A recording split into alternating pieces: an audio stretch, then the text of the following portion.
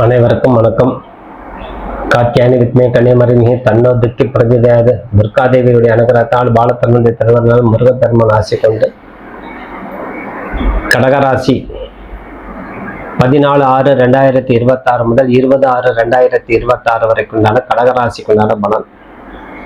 இந்த கடகராசி தொழில், குடும்பம் எத்தகைய அமைப்பு உண்டு, ஆரோக்கியத்தில் என்னென்ன செய்யணும் எல்லாம் விரிவாக பார்க்கலாம்.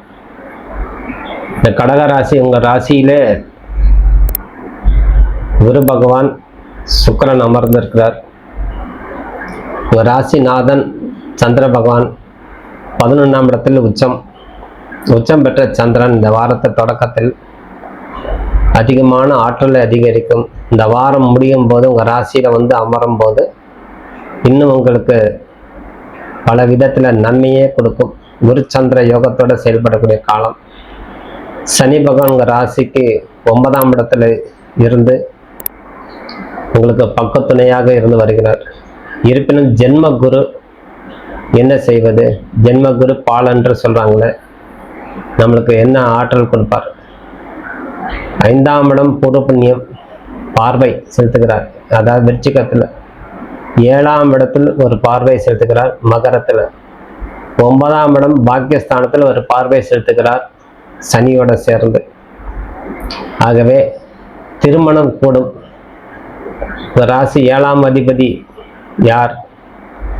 சனி பகவான். அது 9ல் உங்க ராசியிலே அமர்ந்திருப்பதால், உங்க ராசிக்கு பார்வை வருவதால் திருமண பாக்கியம் கூடும், குழந்தை பேரு உருவாகும். மனதில் இருக்கக்கூடிய சோர்வுத்தன்மை பிறரிட பகிர்ந்து கொள்ளாமல் இருப்பதே சிறந்தது. உங்கள்கிட்ட ஒரு கவலை இருக்குது, உங்கள்கிட்ட ஒரு கஷ்டம் இருக்குது, உங்கள்கிட்ட ஒரு குறை, எனக்கு இது குறையா தெரியுது, இது தப்பா ரைட்டா, எந்த விஷயமாக இருந்தாலும், உடல் விஷயமாக இருந்தாலும், குடும்ப விஷயமாக இருந்தாலும் அடுத்தவங்கள்ட்ட நீங்க பகிர்ந்து கொள்ளாமல் இருப்பதே சிறந்தது. இல்லைன்னா பிற்காலத்தில் அதுவே சுட்டி காட்டக்கூடிய தன்மை கொடுக்கும்.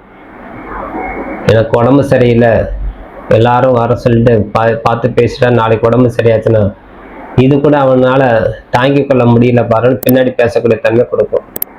ஒரு சிறு உபாத்தை கூட அவனால சமாளிக்க தெரியல, இதெல்லாம் என்ன மனுஷன் அப்படிங்கிறதுலாம் பிற்காலத்தில் அந்த வார்த்தைகள் உங்களுக்கு தேவையில்லாத சமயமாக மாறிடும். அதனால் கடகராசி என்பவர்களே சற்றும் தளராமல், மனம் தளராமல் தைரியத்தோட எது வந்தாலும் சுயமாக இருந்து சமாளிக்கலாங்கிறதும் ஒரு தன்னம்பிக்கையோட இருக்கணும். இப்படி இருந்துட்டாலே நீங்க ஜெயிச்சலாம். வயதுக்கு ஏற்றபடி கொடுக்கும். ஒரு முதிர்ந்த வயது, ஒரு சின்ன வயது வியாதி வந்துச்சு, உடனே ஊரே கூட்டுவாங்க, சொந்தக்காரங்கள்லாம் சொல்லிடுவாங்க எனக்கு உடம்பு சரியில்லை. அதே போல் மனசு சரியில்லைன்னா மனசு சரியில்லை, எனக்கு டென்ஷனாக இருக்கு, கோபமா இருக்குன்னு இதாக சொல்லணும்னா பிற்காலத்தில் அது சரியான தருணமாக அமையாது. அதனால சற்று பொறுமையாக இருந்து வரணும் இந்த கடகராசி என்பவர்கள். ஆகவே இந்த குரு சனி பார்வை சேர்ந்து இருப்பது உங்களுடைய விடாமுயற்சி கைமேல் கொடுக்கும் பலன். விடாமுயற்சி அனைத்து துறையிலும் உங்களுக்கு வெற்றி பெறக்கூடிய தன்மையை கொடுக்கும். தொழில் வியாபாரம்னு எடுத்துட்டாலே, உத்தியோகம்னு எடுத்துட்டாலே மேலதிகாரிகிட்ட சற்று கவனமாக இருந்து வரணும், பொறுமையாக இருந்து வரணும். பேச்சு திறன், ஏற்கனவே நீங்க நல்ல ஒரு சுவாரஸ்யமாக பேசுவீங்க கடகராசி என்பர்கள். அதே அளவு உங்களுக்கு ஒரு கோபமும் இருக்கும். அந்த சுவாரஸ்யம் மட்டும் நீங்க கையாளணும், கோபத்தை விட்டுடும். அது பேர் தன்முனைப்பு சொல்லுவோம். தன்முனைப்பு விட்டுட்டு பொது நலத்தோட அந்த மேலதிகாரிகிட்ட பேசும்போது உங்களுக்கு சுமூகமான அமைப்பா கிடைக்கும். ஆகவே கவனமாக இருந்து தொழில் ரீதி, மன ரீதி சற்று எச்சரிக்கையாக இருந்தணும். இருப்பினும் மேலதிகாரியால் உங்களுக்கு சில பணி சுமை உருவாகக்கூடிய காலம். அந்த பணி சுமை உங்களுக்கு ஏற்றுக்கொள்ளே ஆக வேண்டிய காலகட்டத்தில் நீங்க இருப்பீங்க. அதனால உங்களுக்கு ஒரு பெரிய பிற்காலத்தில் ஒரு நல்ல மதிப்பு உண்டாகும். குரு பகவான் உங்களுக்கு பணி சுமை கொடுத்தாலும் சனி பகவான் உங்களுக்கு 9ஆம் இடத்துல இருப்பதால் பிற்காலத்தில் அது ஒரு மரியாதையோடு நடக்கக்கூடிய தன்மை கொடுக்கும்.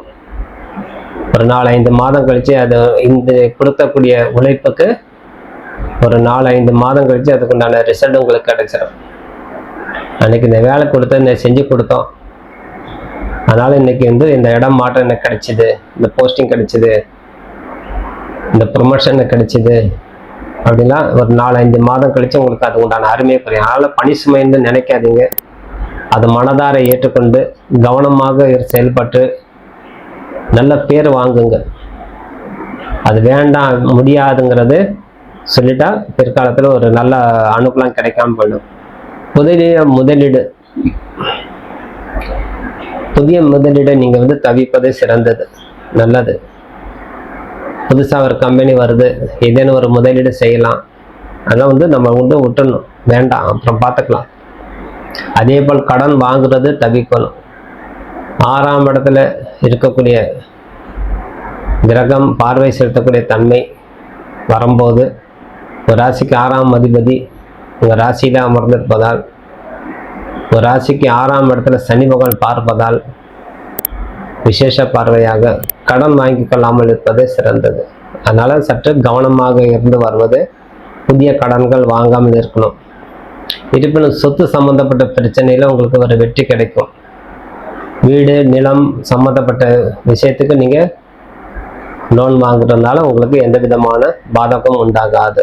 அதனால குடும்ப உறவு நல்ல மேன்மையடையும்.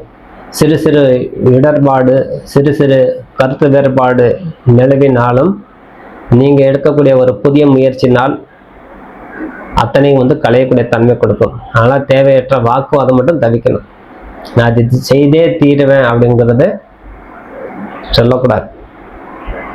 நான் செய்கிறதான் சரி, நீங்கள் எல்லாம் சொல்றதெல்லாம் என்னால் கேட்க முடியாதுங்கிறது ஒரு வாக்குவாதம் பண்ணாமல் இருக்கணும்.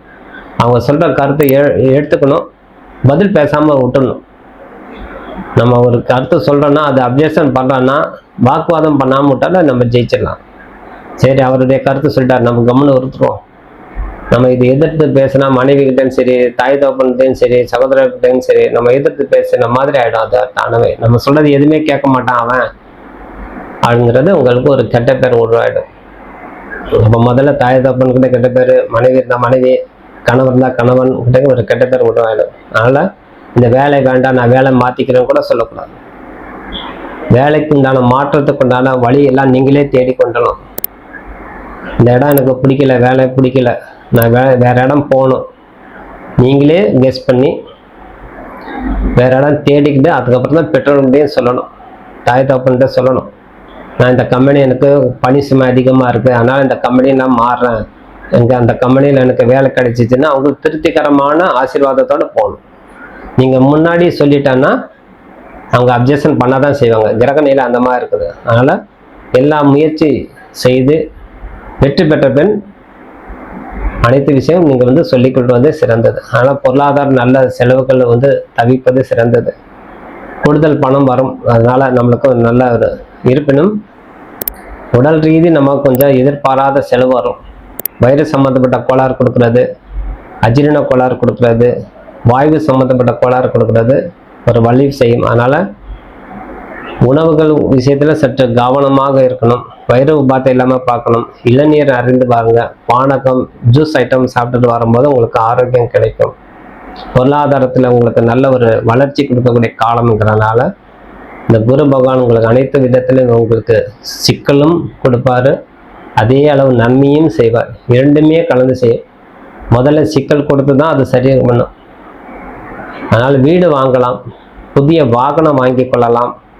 வியாபாரத்தில் முதலீடு செய்யும்போது சற்று கவனமாக இருந்து வந்தாலே போதுமானது. குடும்ப உறவுகிட்ட சிறு சிறு கருத்து வேறுபாடு இருந்தாலும் முதல்ல சொன்னபோது பொறுமையாக இருந்து ஹேண்டில் பண்ணாலே போதும்.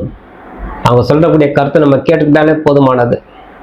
நீங்கள் பதில் பேசினாதான் அதுக்கு ஒரு தடையாகவே தோணும். அதனால் அவங்களுடைய தடை நம்மளுக்கு ஏன் அது வேண்டாம் அப்படி சொல்லி விட்டுட்டு இந்த மனதார இறைவனை சார்ந்து, அம்பிகை சார்ந்து வழிபாடு தவறாமல் உங்கள் இஷ்ட தெய்வத்தையும் குல தெய்வத்தையும் மனதார வேண்டு வர வர குரு மகான் சொல்லக்கூடிய தன்மை, அதாவது உங்கள் ஜென்மத்தில் குரு இருக்கிறனால ஜீவ சமாதி உள்ள இடத்துல எல்லாம் போய் வழிபாடு செய்து வரும்போதும் உங்களுக்கு கைமேல் பலன் கொடுக்க சொல்லி விடைபெறுகிறேன். நன்றி, வணக்கம்.